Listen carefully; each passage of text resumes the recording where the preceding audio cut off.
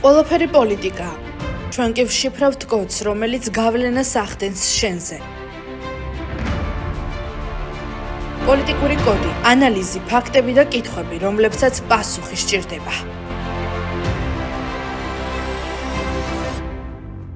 მოგესალმებით, TV+-ის ეთერშია გადაცემა პოლიტიკური კოდი. მე ჟურნალისტი ხატია ბანცაძე ვარ. დღეს კი ვისაუბრებთ 2025 წლის თვითმმართველობის არჩევნებზე და ყველაზე გახმაურებულ საკითხზე. CSKO-ს წლის შედეგად პარტია ჩვენ გაერთიანებულ საქართველოს ხვდა წილად ნომერი 5, რომელიც წლების მანძილზე 2003 წლიდან ეკუთვნოდა ნაციონალურ მოძრაობას. დღეს სტუმრად გვეყოლება ბატონი ისაკი გიორგაძე, რომელიც არის ჩვენი გაერთიანებული საქართველოს თავმჯდომარე და მის პოზიციებს მოვისმენთ. გამარჯობათ ბატონო ისაკ, მადლობას გიხდით გადაცემაში მობრძანებისთვის. მოგესალმებით, ძალიან დიდი მადლობა მოწვევისთვის, მივესალმებით თქვენ ტელემაყურებლებს. მოდით დავიწყოთ თქვენს პარტიაზე საუბრით და ცოტა ხნით გადავდოთ 5 ნომერი. აგვიხსენით თქვენი პარტიის მიზნები, თქვენი ავტობიოგრაფიაც საინტერესო იქნება, რადგან მაყურებელმა უკეთ გაგიცნოთ და გააკეთოს არჩევანი. დიახ. რაც შეეხება ჩემ პოლიტიკურ ორგანიზაციას პარტია ჩვენ გაერთიანებულ საქართველოს 2020 წლიდან მოხდა პარტიის დაფუძნება, რომელმაც მიიღო 2021 წლის თვითმმართველობის არჩევნებში მონაწილეობა, ასევე 2024 წლის საპარლამენტო არჩევნებში მივიღეთ მონაწილეობა. გარკვეული გამოცდილება ამით მივიღეთ, ყავთ ჩვენი ამორჩეველი, შექმნილი გვაქვს რეგიონალური და რაიონული ორგანიზაციები და ვცდილობთ ამორჩეველთან უფრო მეტად ახლოს ვიყოთ და ჩვენი პროგრამები, რაც ამ ეტაპისთვის მნიშვნელოვანია და პრიორიტეტულად მიაჩნია ჩვენ პარტიას, მივიტანოთ ხალხთან და ვიყოთ ხალხის გვერდით და მათთან ერთად შევძლოთ აი ამ თვითმმართველობის არჩევნებზე გამარჯვება. ჩვენ ვიღებთ მონაწილეობას 2025 წლის თვითმმართველობის არჩევნებში და ძალიან მალე წარვდგებით ჩვენი პროგრამით ამორჩეველთან. ჩვენი ძირითადი იდეოლოგია არის მემარცხენე სოციალური, რომელიც ადამიანებზე არის ორიენტირებული, რომლის მთავარი მიზანი არის სოციალური საკითხების, თანაბარუფლებიანობის, სამართლიანობის და ქვეყნის გაერთიანებისთვის უმთავრესი ბრძოლა. აქედან გამომდინარე, ჩვენთვის პრიორიტეტი არის ადამიანი, სოფლის მეურნეობის განვითარება, მიგრაცია. მე თვითონ ვარ ერთ-ერთ უსაყვარლეს იმერეთის რეგიონიდან, სადაც მთელი ჩემი ბავშვობა, ახალგაზრდობა მიწასთან მქონდა ურთიერთობა, მქონდა იმ სოფლის მოსახლეობასთან ურთიერთობა, რომლებიც დღეს სამწუხაროდ მიგრაციაში არიან, დაცლილია სოფლები. ამიტომ ეს არის ყველაზე ურთულესი საკითხი ჩვენ ქვეყანაში და პრიორიტეტად სხვა რიგ ძირითად საკითხებთან ერთად ჩვენო პარტიამ აირჩია სოფლის მეურნეობის განვითარება, რადგან სოფლის განვითარება ეს არის ჩვენი თვითმმართველი ქალაქების, თბილისის, საქართველოს მთლიანი განვითარება. აქედან გამომდინარე, რატომ მოვედით და რატომ მოვდივართ პოლიტიკაში? ჩვენი მიზანია არსებული სისტემა, რომელიც სამწუხაროდ მხოლოდ დაპირისპირებას იწვევს საზოგადოებისას. დაპირისპირებას იწვევს იმ პოლიტიკური ძალებისას, რომლებიც არსებობენ ქვეყანაში, გვინდა რომ ჩვენ ეს სისტემა შევცვალოთ უკეთესი სისტემით, ახალი პოლიტიკური მოდელით, რომელიც იქნება ხალხისთვის და ქვემოდან ზემოთ პოლიტიკა იქნება ნაწარმოები. შერიგების უმთავრესია იქნება შერიგების პოლიტიკა, სადაც ჩვენი მთავარი მიზანი იქნება ერის გაერთიანება. მოდით გადავიდეთ ახლა ყველაზე მთავარ თემაზე, რაც თქვენს ირგვლივ განვითარდა ბოლო რამდენიმე კვირის მანძილზე. CSKO-ს შემთხვევითი წილისყრის შედეგად თქვენ შეგხვდათ ნომერი 5. აი ამ ფაქტთან დაკავშირებით რას ფიქრობთ და ხომ არ თვლით რომ ეს 5 ნომერი დააბნევს ამორჩეველს და ეგონებათ რომ თქვენც ხართ ერთ-ერთი ის ქვედანაყოფი ნაციონალური მოძრაობის, რომელიც იღებს არჩევნებში მონაწილეობას და ერთი ასეთი კითხვაც გვექნება, ოდესმე თუ შემოგიხაზავთ ან გაგიფერადებიათ 5 ნომერი რომელიმე არჩევნებზე. დიახ, გასაგებია კითხვა. რაც შეეხება ჩვენ საარჩევნო რომელიც წილისყრით შეხვდა 5 ნომერი, მოგეხსენებათ, ეს იყო 22 წლის განმავლობაში ნაციონალური მოძრაობის საარჩევნო ნომერი. მე მინდა ვთქვა ამ ნომერთან დაკავშირებით უმთავრესი. ჩვენ გვინდა ეს ნომერი ვაქციოთ ერის გაერთიანების სიმბოლოდ. ჩვენ გვინდა ეს ნომერი იყოს ახალი სიახლის დანერგვის. ჩვენ გვინდა ეს ნომერი ამ ნომრის შემოხაზვისთვის არჩევნებზე ადამიანები ზეიმით, სიხარულით თავის მომავალს უნდა აძლევდნენ ხმას.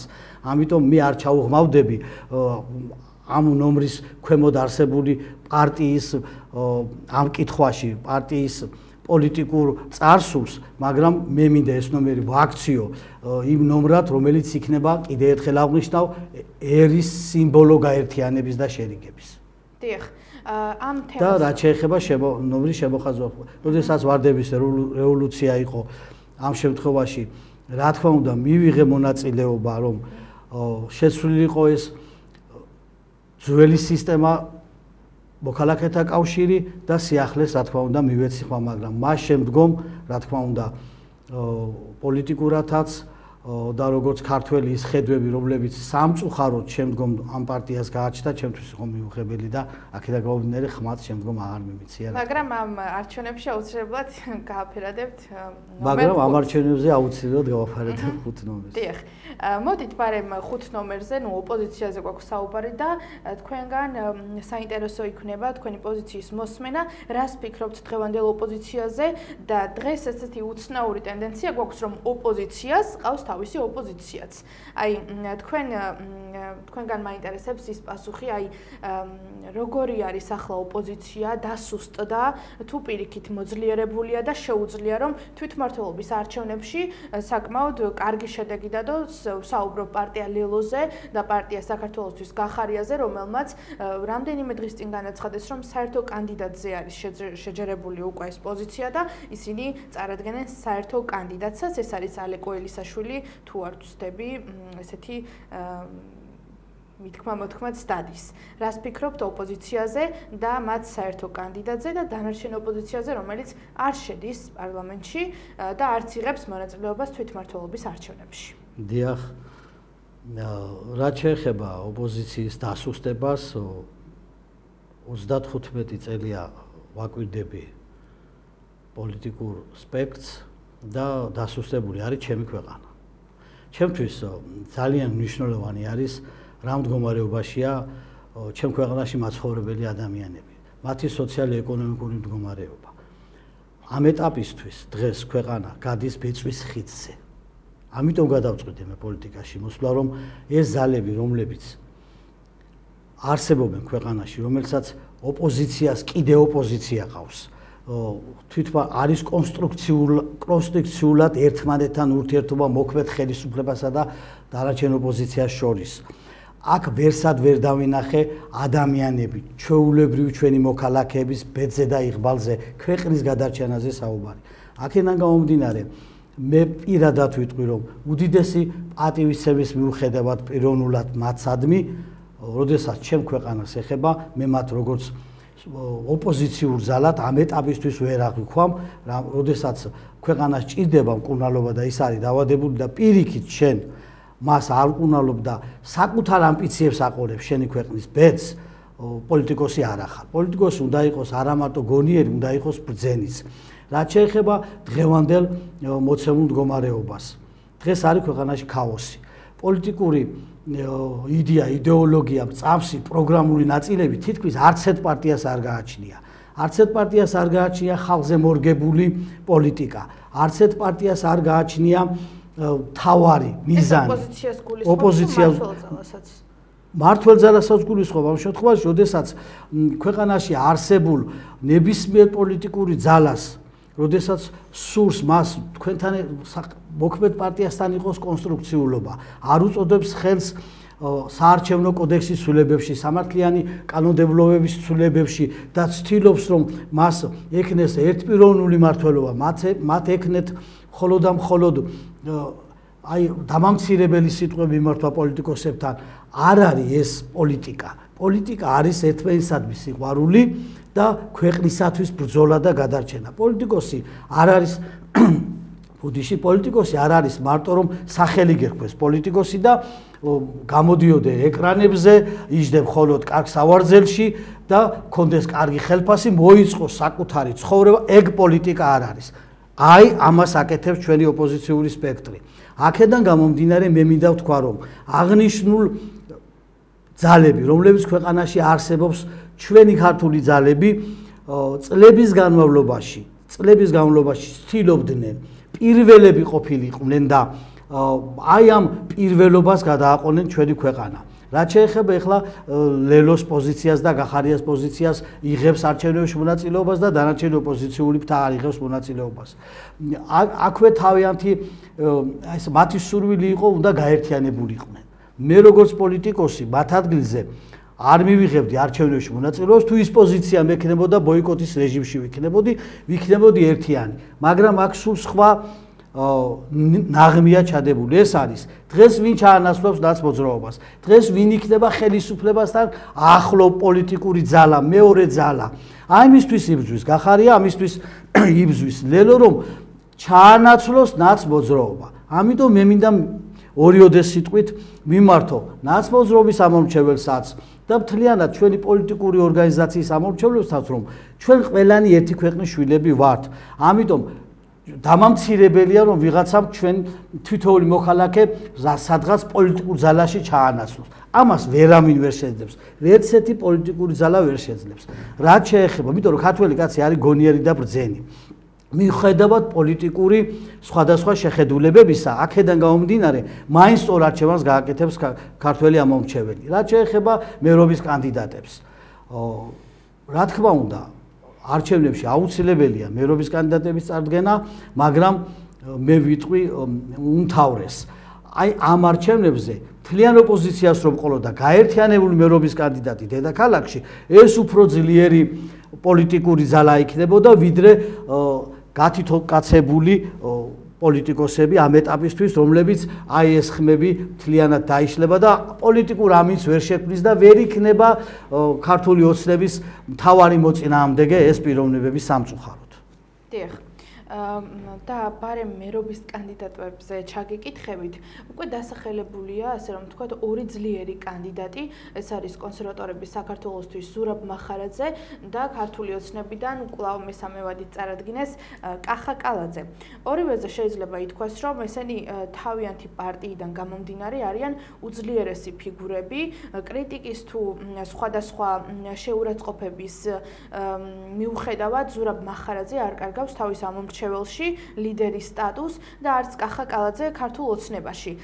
მაინტერესებს, როგორ პოლიტიკურ ფიგურას წარადგენს პარტია ჩვენი გაერთიანებული საქართველო, რომ კონკურენცია გაუწიოს ამ ორ, ასე რომ ვთქვათ, ძლიერ პოლიტიკურ ფიგურას. დიახ, რაც შეეხება ოპოზიციური მხრიდან მერობის კანდიდატები ყავთ თავიანთი ამორჩეველი, საკმაოდ წლები არიან პოლიტიკაში, აქედან გამომდინარე შეეცდებიან, რა თქმა უნდა, იბრძოლონ თავიანთი ხმებისთვის და ამორჩეველად შეიძლება მეტი ყავდეთ და მიზანს მიაღწიონ, მაგრამ მე მინდა ვთქვა, რომ პარტია ჩვენ გაერთიანებული საქართველოს ყავს ღირსეული, კონკურენტუნარიანი კანდიდატი მერობის, რომელიც ღირსეულად გაუწევს პაექრობას და ხმად ვარ დარწმუნებული მთელი გუნდი, რომ ჩვენი კანდიდატი იქნება როგორც ეროვნული, კარგი თბილისელი, კარგი ქართველი და ამ არჩევნებს ღირსეულად ჩაატარებს და მიიღებს მონაწილეობას. მოდი დავაანონსოთ ბარემ ისიც, რომ თქვენი კანდიდატის წარდგენა მოხდება TV+-ის ეთერში, ამიტომაც გამოგვიწერეთ Facebook არხზეც და თვალი ადევნეთ ჩვენს გადაცემებს, რადგან თქვენ როდესაც წარადგენთ მერობის კანდიდატს, ჩვენ აუცილებლად გავაშუქებთ და უნდა შეხვიდეთ პოლიტიკურ ბრძოლაში, ანუ წინასაარჩევნო კამპანიები უნდა აწარმოოთ ღიად და ესეც, რა თქმა უნდა, გადმოცემული იქნება TV+-ის არხზე და თქვენ შეძლებთ ნახოთ თუ რა გეგმები აქვს პარტია ჩვენი გაერთიანებულ საქართველოს და მის ლიდერებს. თქვენ თუ განიხილებით სიაში და ან მერობის კანდიდატად ხო არ უნდათ თქვენი დასახელება თქვენი პარტიიდან, ამაზეც რომ გითხრათ ერთი-ორი სიტყვა. არა, არ გახილული ეგ საკითხი.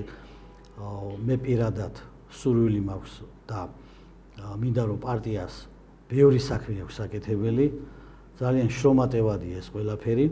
აქედან გამომდინარე, ჩემთვის უფრო მეტად პრიორიტეტულია უხელმძღვანელო პოლიტიკურ ორგანიზაციას და ამ ეტაპისთვის თავი შევიკავო თუნდაც სიებში, რა თქმა უნდა და გავაძლიერო პოლიტიკური ორგანიზაცია.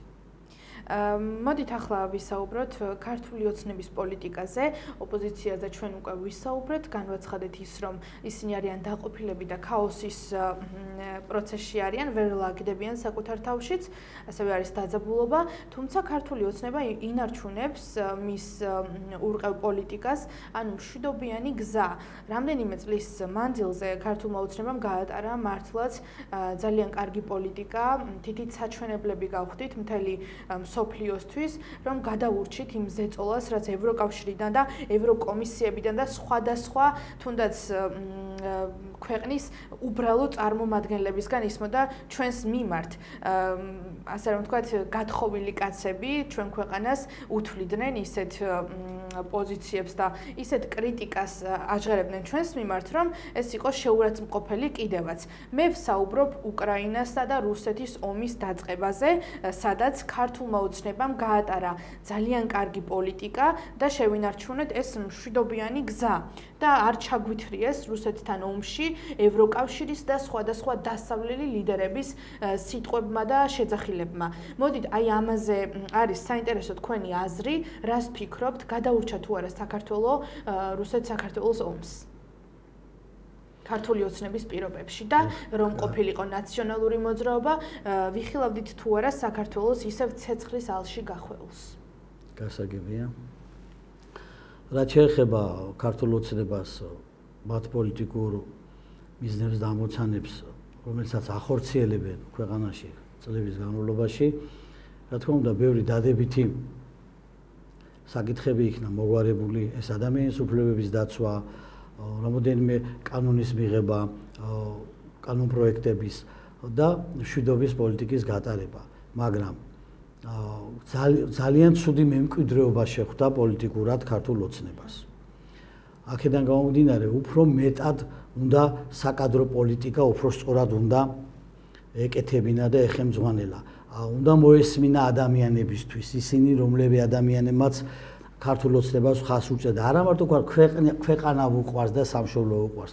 ნუ რასაც უწუნებ, ეს არის საკადრო პოლიტიკა და აქედან გამომდინარე, ბევრი შეცდომებიც ამიტომ ხდება და მოდის პარტიას, რომელსაც კადრებში აქ შეცდომები და ადამიანებში უშვებს დანიშვნის პროცესში შეცდომებს, რა თქმა უნდა, თქვენ ბევრი შეცდომები აქვს, რაც გულისხმობთ თუ არა პრეზიდენტობასაც გულისხმობს, მინისტრების კაბინეტსაც გულისხმობს, სოფლის მეურნეობასაც გულისხმობს, მთლიანობაში გულისხმობს ის სისტემას, რასაც ქვია მინისტრთა კაბინეტი და პარლამენტის დეპუტატები, ასე შემდგომ, აი ქვეყანას კიდე ერთხელ რამოდენიმე წუთის უკანაც ვთქვი, რომ პოლიტიკოსი არა მარტო გონიერი უნდა იყოს, უნდა იყოს ბრძენი, ის უნდა მოდიოდეს ხალხის წიაღიდან. მას თავის სამშობლო უნდა უყვარდეს, ის უნდა იყოს ძლიერი ფიზიკურათაც, სულიერათაც და მას უნდა შეეძლოს თუნდაც თავგანწირვა თავის ქვეყანას რომ დაჭირდეს, რომელიც სამწუხაროდ ნაკლებად ხდება დღეს ჩვენ პოლიტიკაში. აქედან გამომდინარე, მარტო პოლიტიკა არ არის საკუთარი კეთილდღეობა.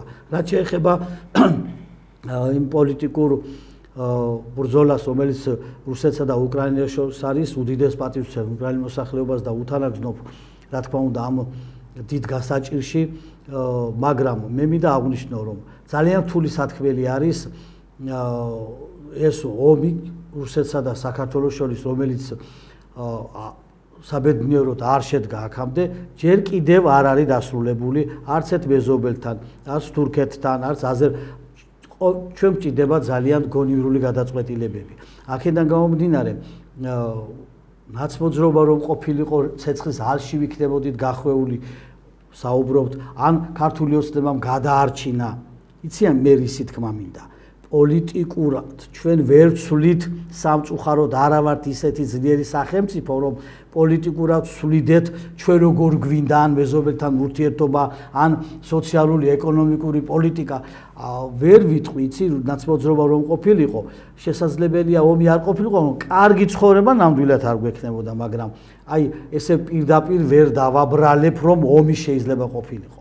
რადგან მე კიდე მინდა აღვნიშნო, რომ ჩვენ თუ არ დავასრულეთ ასეთ თემებზე საუბარი ქვეყანაში, რადგან ვინც კი დააშავა ნაცმოძრაობიდან იქნება თუ ქართული ოცნებიდან, არსებობს კანონი და სამართალი და იქ დაიჯებიან, მაგრამ თუ ჩვენ არ შევრიგდით, თუ ჩვენ არ მოვახერხეთ ეს გაერთიანება, ერის სულ ამ მდგომარეობაში ვიქნებით. ამიტომ არსებობს რაღაც საკითხები, რომლებიც კი არ უნდა დავივიწყოთ, უნდა შევინახოთ და კონკრეტულ ადამიანებს მივცეთ საშუალებები, რომ შემოუერთდნენ ქვეყნის შენებას და ერთხელ და სამუდამოდ დამთავრდეს ეს შუღლი ჩვენ მოსახლეობას შორის და პოლიტიკოსებს შორის. აი ამაზე ჩაგიკითხებით ნაციონალური მოძრაობის დროს თქვენ ესე ღიად და პირდაპირ ვერ აცხადებთ, იქნებოდა თუ არა ომი საქართველოში, თუმცა მგონია რომ იმ განცხადებებმა და იმ ზეწოლამ, რომელიც ევროკავშირიდან მომდინარეობდა, შეიძლებოდა დაერწმუნებინა ნაციონალური მოძრაობა, რომ ომი იმ დროს, როდესაც რუსეთი ეომებოდა უკრაინას და მათ შორის იყო და არის სამხედრო დაპირისპირება, შეიძლებოდა რომ საქართველოს ჩაბმულიყო ომში და დაებრუნებინა ოკუპირებული ტერიტორიები. აი ამაზე მინდა გკითხოთ, თქვენ როგორ აპირებთ აი ამ თემაზე პოლიტიკას, ანუ როგორ უნდა დაიბრუნოს საქართველოს ოკუპირებული ტერიტორიები, ეს იქნება ომით თუ კონსტრუქციულ დიალოგზე წასვლით რუსეთთან. როგორ ფიქრობთ, რომელი უფრო ხელსაყრელია ახლა და საერთოდ არის თუ არა შესაძლებელი საქართველოს დაუბრუნდეს ოკუპირებული ტერიტორიები? დიახ, ქართველ კაცს საუკუნეების განმავლობაში ომის არ ეშინოდა. პირიქით, ბრძოლაში, ომში, ომით და თავიანთი ქვეყნის მიწის დაცვით მოიტანა დღემდე სისხლის წვეთებად ეს ქვეყანა ჩვენა წინაპრებმა ჩვენამდე. სჯობს სიცოცხლესა, ნაძრახსა, სიკვდილის სახელოვანი. მაგრამ, რა თქმა უნდა, სადაც დიალოგი, სადაც პოლიტიკური გამჭიახლობა ჭრის, იქ ომი არ არის აუცილებელი. რა თქმა უნდა, დიალოგი დასაწყებია. დიალოგი დასაწყებია კონსტრუქციულად, მაგრამ აქაც ძალიან სიფრთხილე და ჭკვიანობა გვმართებს. ამიტომ კიდე ერთხელ ვიტყვი, რომ აუცილებელია სწორი პოლიტიკური ნაბიჯების გადადგმა, აუცილებელია გონივრული პოლიტიკის გატარება, როგორც საშინაო, ასევე საგარეო კუთხით. ამიტომ აუცილებლად ქართულმა ოცნებამ და არ აქვს მნიშვნელობა, რომელი ძალა იქნება ხელისუფლებაში, პირველ რიგში შიგნით პოლიტიკა უნდა მოაგვაროს.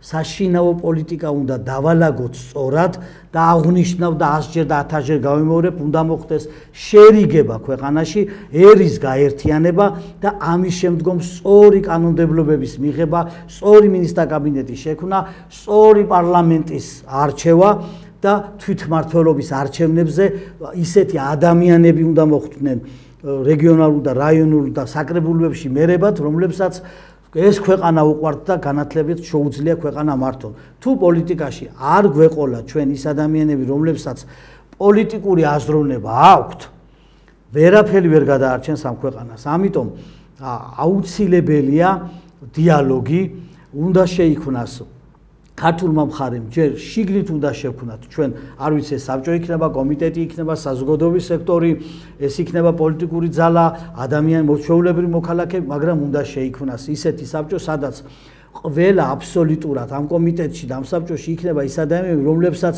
პრემიერთან, პრეზიდენტთან ერთად იმჯელებ და ამ საკითხს დააყენებს პრიორიტეტულად, რაც ქვეყანას უჭირს და ამის შემდეგ რა თქმა უნდა დიალოგი აუცილებელია. მაგრამ კიდევ ერთხელ აღნიშნავ, რომ ომი მიუღებელია, რა თქმა უნდა, ქართველ კაცს ომის ნამდვილად არ ეშინია, მაგრამ როდესაც დიალოგი შეიძლება, რა თქმა უნდა, ომი იქ საჭირო არ არის. დიალოგი დასაწყებია, ეს ჩვენი ტერიტორიები დასაბრუნებელია ოკუპირებული რაც არის და კიდე აღნიშნავ თავარ საკითხს. ჩვენი პარტიის მიზანი არის სწორედაც ჩვენი გაერთიანებული საქართველოს ქვია ჩვენ პარტიას. ამიტომ ჩვენ მზადა ვართ ნებისმიერ ძალასთან, ეს იქნება სახელმწიფო ოპოზიცია, გარე ძალები, ვითანამშრომლოთ სწორი ჩვენი ქვეყნის ინტერესებზე დაგნობით, ჩვენ არასოდეს არ უნდა ვიყოთ სხვისი მართლობის ქვეშ, სხვა არ უნდა მოგვიწოდეთ ჩვენ როგორ უნდა ვიცხოვროთ, რა უნდა ჩავიცვათ, რა უნდა ვჭამოთ, ან როგორი პოლიტიკა გვექნეს დღეს დავნიშნოთ ერთი მინისტრი, ან ავიჩიოთ ვიღაც დეპუტატი, ჩვენ უნდა შევძლოთ, დავანახოთ მსოფლიოს, რომ ჩვენ ვართ ის ერი, რომელიც ნამდვილად ვართ, რომელსაც შეგვიძლია საკუთარი თავის მართვაც და რა თქმა უნდა ვიყოთ კარგი და ძლიერი სახელმწიფო. აქედან გამომდინარე, პირველ რიგში ჩვენ უნდა შევძლოთ სწორი პოლიტიკური სვლები, სწორი პოლიტიკური ძლიერი სახელმწიფო შექმნა, რომელიც იქნება მისაბაძი ყველა ქვეყნისთვის.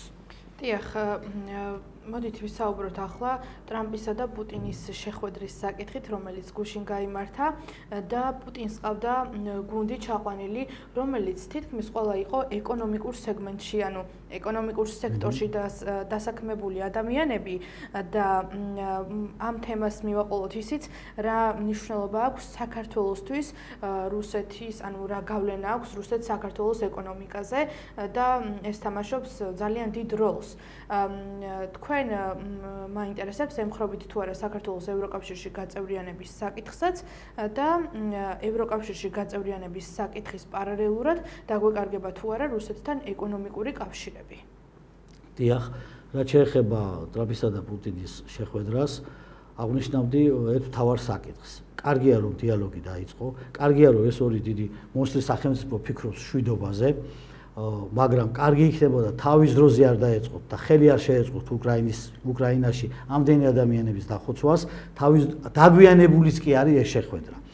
მე იმედს გამოვთქვამ, რომ ეს შეხვედრა მშვიდობას მოუტანს მსოფლიოს და აქედან გამომდინარე ეს მშვიდობა შეეხება საქართველოსაც, მაგრამ ისე კონკრეტულად რომ დავაკონკრეტო, როგორი ხმადვარ დაწმუნებული საქართველოსზეც იქნებოდა საუბარი გარკვეულწილად ეს არ გაჟღერებულა, მაგრამ მე როგორც პოლიტიკოსი და პარტიის ხელმძღვანელი ჩემი პოზიცია გამაჩნია ამ კუთხით და ვფიქრობ, რომ რუსეთთან ურთიერთობა, ჩვენ მეზობლებთან ურთიერთობა, სხვა სახელმწიფოებთან ურთიერთობა უნდა იყოს კონსტრუქციული, უნდა იყოს იმ ადამიანებზე, ჩვენი სახელმწიფოზე ორიენტირებული და ჩვენი ქვეყანაში არსებული ადამიანებზე ორიენტირებული. აქედან გამომდინარე, აი ერთ მაგალითს მოვიყვან, თურქეთთან შეიგვექმნეს პრობლემა.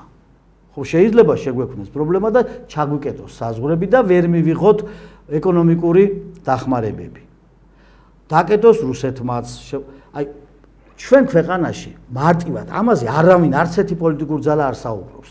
სოფლის მეურნეობა არ არის განვითარებული, არ ვართ მწარმოებელი ქვეყანა, არ ვაწარმოებთ პროდუქციას, არ ვქნით რაიმე დოვლათს, დაცლილია სოფლები, არის მიგრაცია. აი თავის დროზე რომ ხელისუფლებებს დაეწყოთ ჩვენ ქვეყანაში საწარმოების შექმნა, შეესუსტები და მიგრაცია ადამიანებისთვის მიეხედა, ეს საკითხი ამდენად მტკივნეული უკვე აღარ იქნებოდა ნაწილობრივ.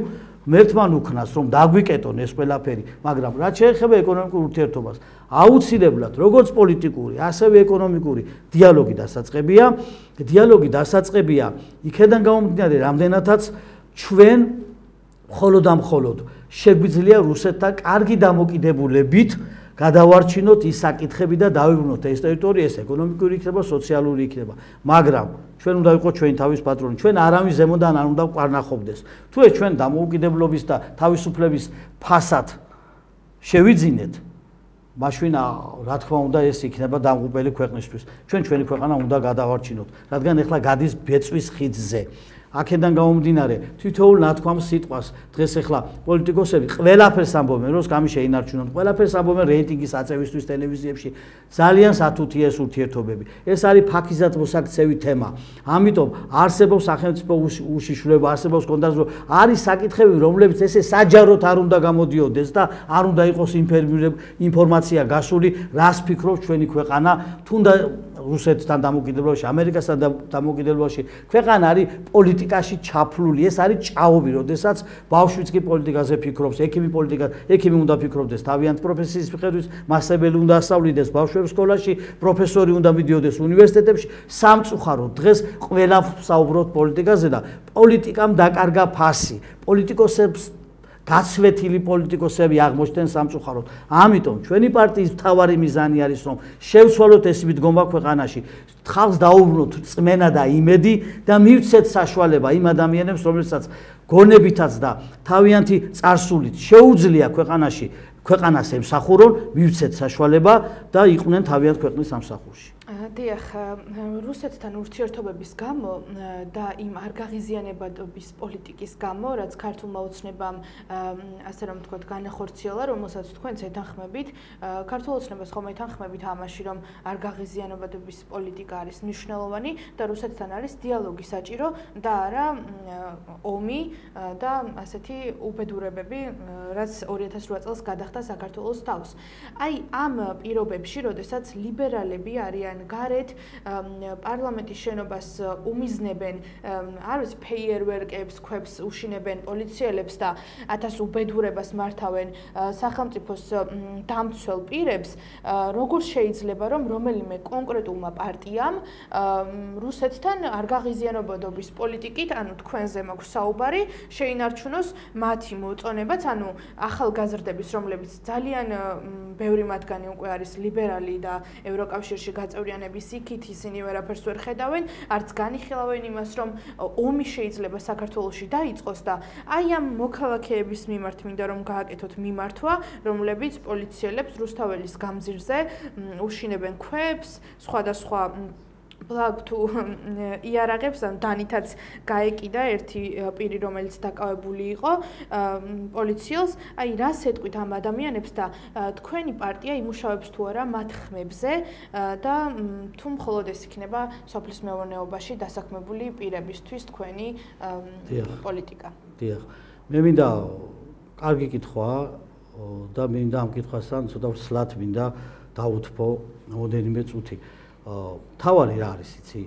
ხმები კი არ მაინტერესებს ძირითადად, აი პირდაპირ ვიტყვი ამ ადამიანებიდან. მე მათი მომავლის აშენება მინდა. მე მინდა რომ ამ ადამიანებმა სწორად დაინახონ ჩვენი პოლიტიკური კურსი ჩვენი პარტიის. რაც შეეხება შეცდომა, რომ იქ პოლიციის შეურაცხყოფას აყენებენ, გახარია ყავდა პრეზიდენტად ქართულ ოცნებას. ვერ ვიქნები მიუკრეცებული, რომელსაც ეხლა აბრალებენ, რომ ის მიტინგიც მოაწყო, ვიღაცას თვალი ამოთხარა, ორივე მხარე დამნაშავეა. ორივე მხარეს შეუქმნა ამ ადამიანებს, აი ამ ახალგაზრდებს ტვინის გარეცხვის სისტემა. საბანკო სისტემა ავიღო წლების განმავლობაში. ამიტომ მე არც აი პარალელურად ორივე მხარეზე ვიტყოდი, ეს იქნება ქართული ოცნება, ოპოზიცია, ჩემთვის ესენი არიან ყველანი ოპოზიცია.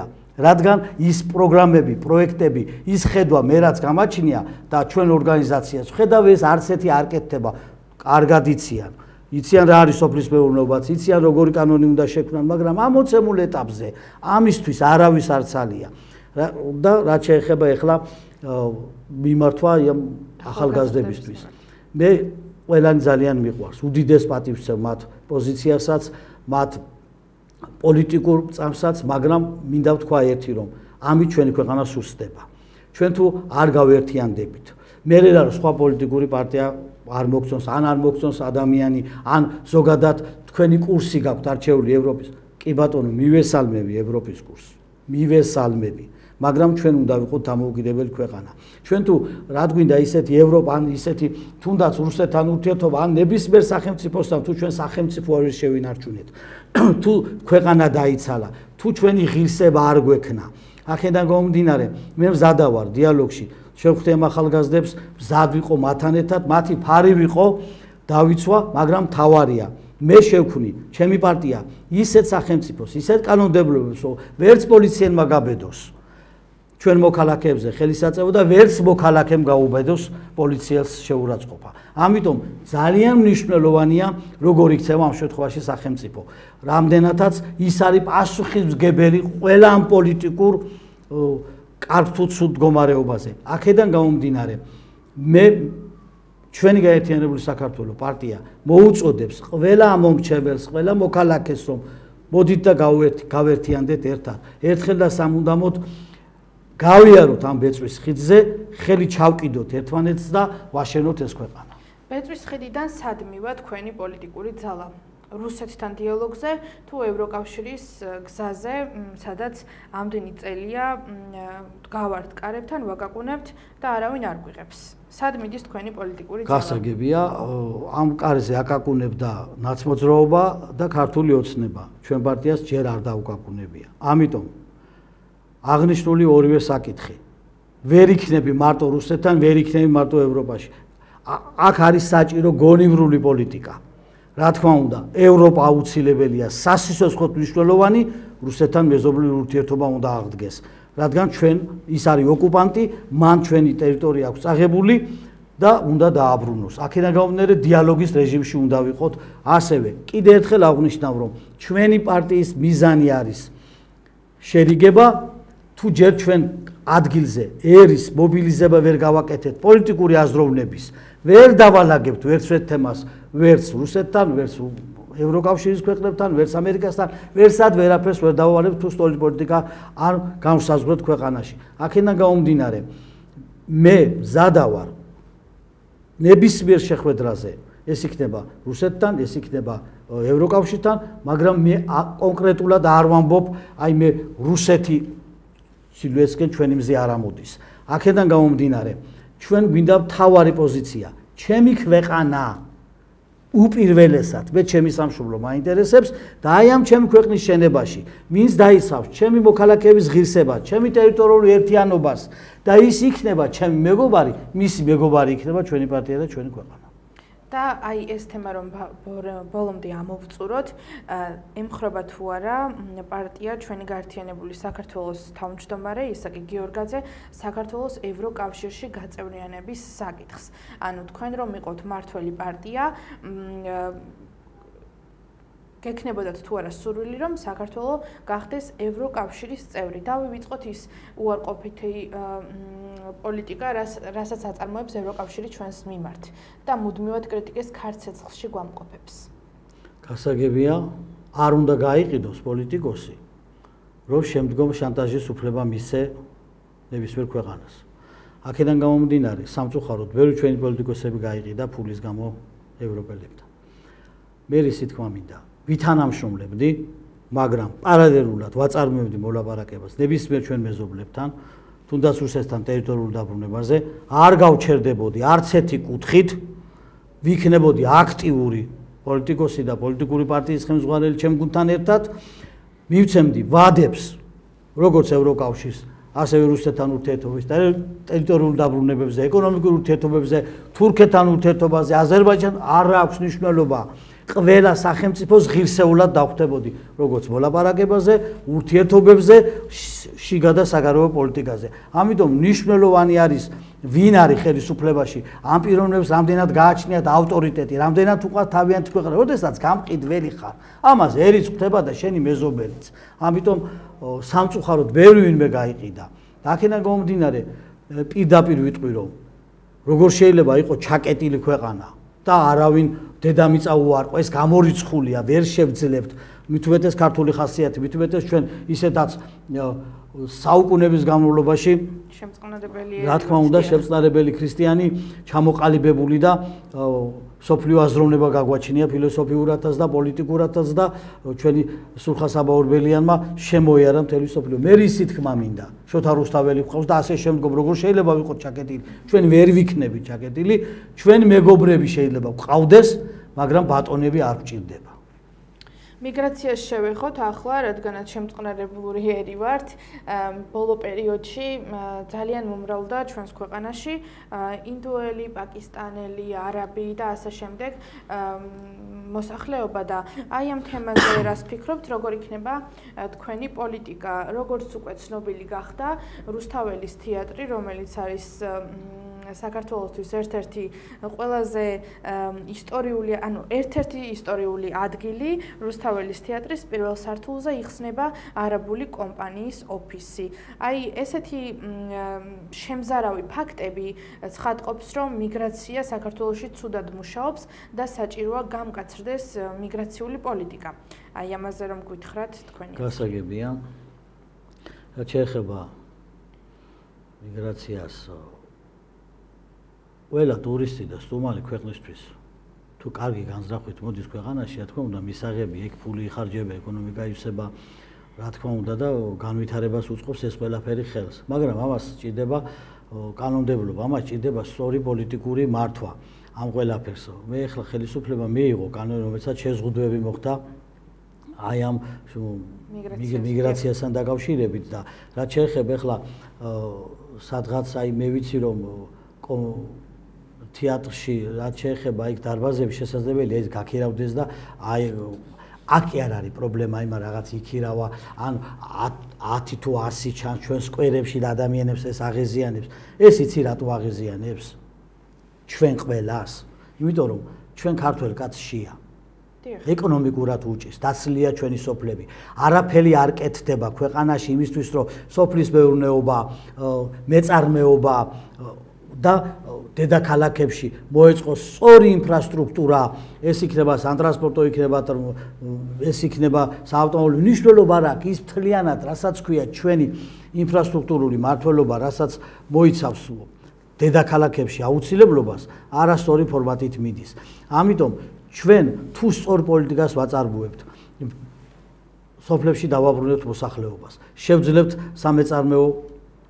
მეწარმეობის განვითარებას, შევძლებთ ჩვენ მიგრანტების უკან დაბრუნებას, შეიქმნება ჩვენ ორგანიზაციას აქვს ამით საბჭო კომიტეტის შექმნის, სადაც გეგმავთ ამ ყველაფერზე საუბარს, შერიგების კომიტეტის გვაქვს შექმნილი, გვაქვს ფონდი, სადაც დავეხმარებით ოჯახებს, რომლებიც სოფლებში დაბრუნდება. აქედან გამომდინარე, მე მინდა ვთქვა, რომ მთავარი პრობლემა კიდე ერთხელ ვიტყვი, არსებობს კანონმდებლობაში, არსებობს სტოლ პოლიტიკის განსაზღვრაში და არსებობს შიგა პოლიტიკის არასწორი გატარება. აქედან გამომდინარე, მთავარი არის პრობლემა ის, რომ ის კი არა, რომ აქ სტუმარი მოვიდა, ეს წავა ვერ დარჩება და არც დარჩება, მაგრამ ჩვენ ვინც დავრჩებით ამ ქვეყანაში, აი მასზე ვიფიქროთ და მთავარი არის ჩვენ შევძლოთ, კიდე ერთხელ ვიტყვი, სწორი პოლიტიკის განსაზღვრა. ადამიანებს ამდენი სოციალურ უცველი ხავს ქვეყანაში. არ არის ქვეყანაში სტოლი პოლიტიკური სვლები. არ არის ქვეყანაში ადამიანზე მოწყობილი კანონმდებლობები. არ მუშაობს პროფკავშირები, არ მუშაობს ბანკის სისტემა სწორად. უზარმაზარი პროცენტები, აი ძალიან დიდი, რომელიც აღჩობს ჩვენ მოსახლეობას. ჩვენ უნდა ვსაუბრობდეთ სოფლის მომრობის განვითარებაზე, ტელევიზიები და პარტიები. უნდა ვსაუბრობდეთ ჩვენ მიგრაციაზე, დემოგრაფიაზე უნდა ვსაუბრობდეთ, უნდა ვსაუბრობდეთ მიტოვებულ მთაში სოფლებზე, უნდა ვსაუბრობდეთ ტურიზმის განვითარებაზე, უნდა ვსაუბრობდეთ ჩვენი ქვეყნის ეკონომიკურ განვითარებაზე.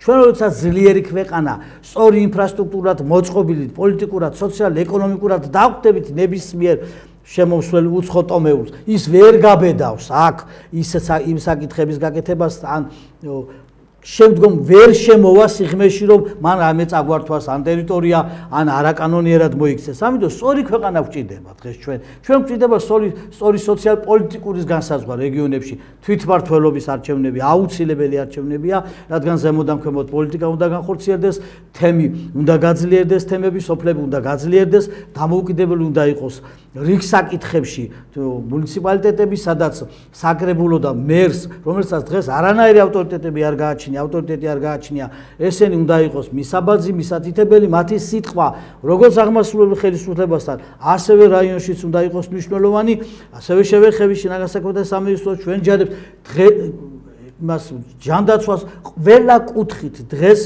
გვაქვს პრობლემები.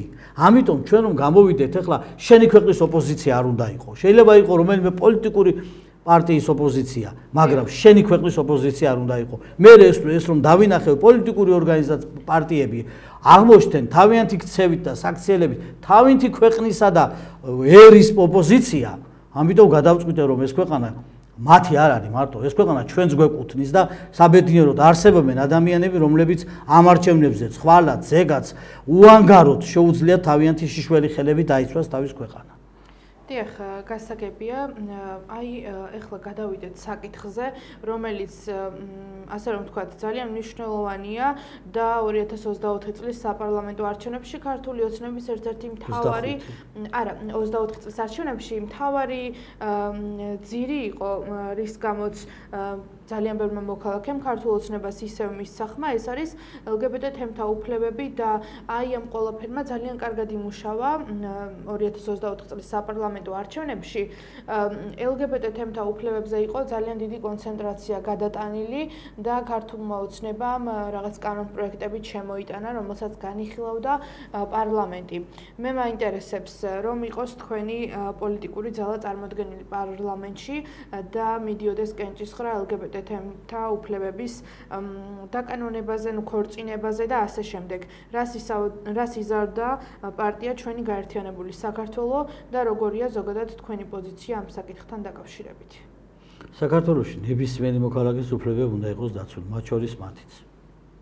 რა თქმა უნდა, მაგრამ მათ პროპაგანდას არ მივემხრობი.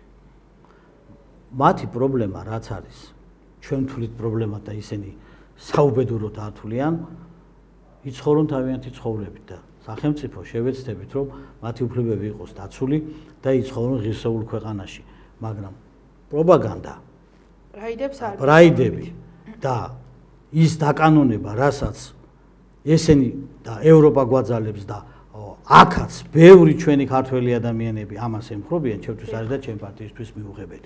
რადგან ჩვენ ვართ ტრადიციული ქვეყანა და მამაკაცი და ქალი ეს არის ჩვენთვის უპირველესი სიმბოლო, ეს არის ჩვენი სიამაყე, რომ კაცი და ქალი და შედგება ჩვენი ქვეყანა, ჩვენი შვილები, ჩვენი მომავალი და არ განიხილება ეგ საკითხი, რა თქმა უნდა, ჩემი პარტიის მხრიდან, მაგრამ მათი უფლებები იქნება დაცული და მათ ღირსეულ ქვეყანაში მოუწევთ ცხოვრება.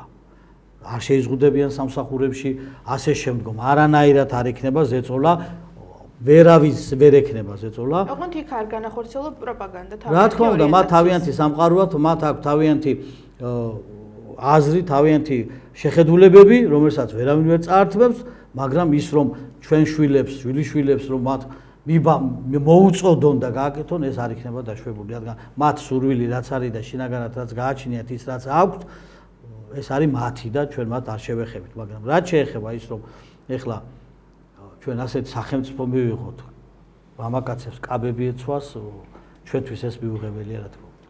თქვენი პოზიციები ძალიან მნიშვნელოვანია იმ თვალსაზრისით, რომ თქვენ შეიძლება არ დადიხართ ტელევიზიებში და ეს არის მგონი თქვენი პირველი ექსკლუზიური ინტერვიუ და მოდით გადავიდეთ ცოტა უკან დროში, როდესაც ნატა ფერაძემ ერთ-ერთმა LGBT აქტივისტმა, ნუ LGBT არ არის თვითონ, მაგრამ მხარს უჭერს ამ ადამიანებს და არის ლიბერალი, წმინდა მატრონას ხატში ასხა საღებავი. ეს რამდენიმე დღით თავისუფლების აღკვეთით იყო დასჯილი, თქვენ ხართ იურისტი, ხომ ასეა განათლებით და აი თქვენგან იქნება სწორედ საინტერესო ამ თემაზე პასუხი. თქვენი პოლიტიკური, ანუ თქვენი პარტია რას გააკეთებს იმ შემთხვევაში თუ ეგრეთ წოდებულმა ნატა ფერაძეების მსგავსმა რადიკალურმა ლიბერალებმა ხატების და სიწმინდეების შეურაცხყოფა დაიწყეს ქვეყანაში. როგორც მახსოვს, ეს იყო 10 დღიანი თუ 5 დღიანი სასჯელი და ეს არის ძალიან ცინიკური. კი ბატონო. პირველ რიგში ალბათონო ნატამ თავის თავს მიაყენა შეურაცხყოფა. იმაზე მეტად ვერავინ ვერ დასჯის, რაც ამ საქციელით მან თავი დასაჯა. დიახ. არ შეიძლება ამას დიდი კანონი არ არსებობს. ქვეყანაში სამუდამოდ რომ იცე წლები, ის რაც მან ჩაიდინა ღვთის წინაშე, ამაზე დიდი საჯელი არ არსებობს. ამიტომ რა თქმა უნდა კანონი უნდა მუშაობდეს და სწორიც იყო როგორ რამდენიც ჰქონდა მისჯილი, მაგრამ როგორ მოიქცევოდი იმდაგვარად როგორც მოიქცენ, იმიტომ რომ ეს არის თვითშეგნების რელიგიას ეხება და აქედან გამომდინარე კანონი უნდა მუშაობდეს, რა თქმა უნდა და კიდეც მუშაობს, მაგრამ ადამიანებს ეკლესიაში როდესაც შედიან, ყველა ვერ იქნება კონტროლებული, ვინ რა მოქმედებას ჩაიდენს ხატის წინ. ეს არის თავიანთი შინაგანი კულტურა, რწმენა, წამსი. ის არის ათეისტი, მას არ წამს ღმერთის და ურწმუნო ადამიანია და როგორ მინდა ვისაუბრო ურწმუნო ადამიანზე, ამიტომ კანონმდებლობით დაიჯებიან რა თქმა უნდა ყველანი და მათი შეხედულება და რწმენა, მათი გადასაწყვეტია, ვერავის ვერ დავაძალებთ, მაგრამ ისეთაც დასჯილია, რომ უფლის წინაშე ასეთ ჩაიდინა ასეთი ცოტა. ძალიან საინტერესო ინტერვიუ და გადაცემა გამოგვივიდა. მადლობას გიხდით მობრძანებისთვის. ჩვენ გვექნება კიდევ რამდენიმე ინტერვიუც, რადგან თქვენ აპირებთ წარადგინოთ მერობის კანდიდატი. აი რომ დაგვიანონსოთ, მაინც აი რამდენ ხანში არის ეს დაგეგმილი, მაყურებელს რო გავაცნოთ ინფორმაცია. კი ბატონო, აუცილებლად იქნება 25 აგვისტომდე, დღესაც თავისთავად შევარჩევთ და გეტყვით და ერთობლივად გავაკეთებთ ამას თქვენ ტელევიზიის დახმარებით და გვექნება წარდგენა. და კიდე აღნიშნავ იქნება რა თქმა უნდა ღირსეული ადამიანი, რომელიც ჩვენ ქვეყანას და თბილისს ეკადრება და იქნება ბრძოლა სამართლიანი, იქნება სწორი პოლიტიკა არჩევნების პერიოდში გატარებული ჩვენი პარტიის მიერ და რა თქმა უნდა ამ არჩევნებზე მინდა რომ მიმართოთ ამომრჩეველს, მინდა რომ კიდე ერთხელ აღვნიშნო 5 ნომერი მექნებოდა თუ 15 თუ 25, წინა არჩევნებზე 12 ნომერი მქონდა. ამას ჩვენთვის დიდი მნიშვნელობა არ ქონდა და არ აქვს, მაგრამ რამდენადაც გვაქვს ეს ნომერი, კიდე მინდა აღვნიშნო, რომ ეს არის სიმბოლო გაერთიანების, ერის. ამიტომ მოგიწოდებთ ყველა ამომრჩევლებს, რომ ჩვენ პოლიტიკურ ორგანიზაციას, პარტიას ხარი დაუჭიროთ ამ არჩევნებზე.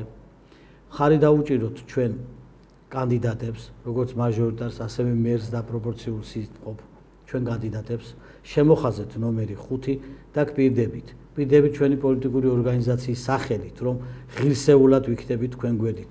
თქვენ იქნებით ჩვენი ხმა და ჩვენ ვიქნებით თქვენი ხმის დამცველი. ამიტომ ჩვენი გაერთიანებული საქართველო იქნება ის პირველივე პოლიტიკური ძალა ამ ახალ პოლიტიკურ ძალასთან ერთად თქვენთა განისუფლებების დამცველი და ერთად ვაშენებთ ეს ქვეყანა. ძალიან დიდი მადლობა მოწვევისთვის. გემშვიდობებით, მადლობას გიხდით ყურადღების დათმობისთვის და შეგახსენებთ, რომ ჩვენი გადაცემა პოლიტიკური კოდი ყოველ შაბათს გადის ეთერში 22 საათსა და 00 წუთზე. გემშვიდობებით მომდევნო შაბათამდე.